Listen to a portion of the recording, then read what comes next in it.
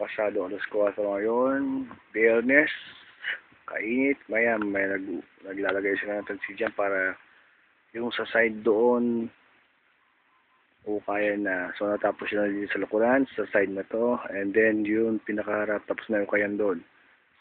Sa side na lang niya ng ukayan natin. By Monday siguro tapos na lahat yan, makapag-asinta na sila, sabi ni Kuya Dan. Diba ang ibang tao nandun sila, doon, nagmamarking sila para sa ukayan. Yung ibang bakal kanina na fabricate na, I mean yung ginawa na, para bukas makakapagpatayo na sila ng bakal.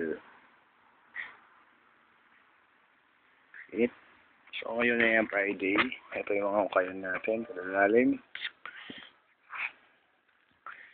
Ito ang, bali dito ang garahe niya, papasok.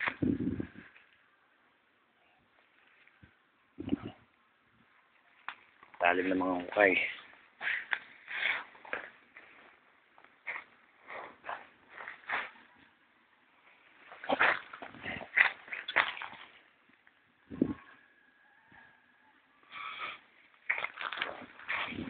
Tingnan mo ng ukay, ang lalim, tapos yan para dito sa mga ano,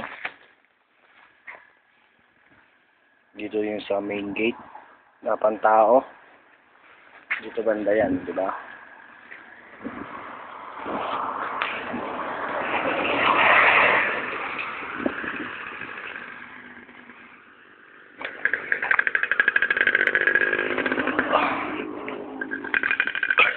Dito yung pinakakapan.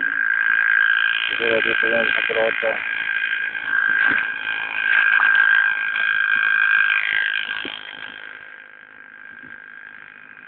Kaya na yung ukay papunta doon sa kabila. Last ukay na lang yan. Mag-aalisin ko na pero taas pa rin ang araw, mainit pa rin.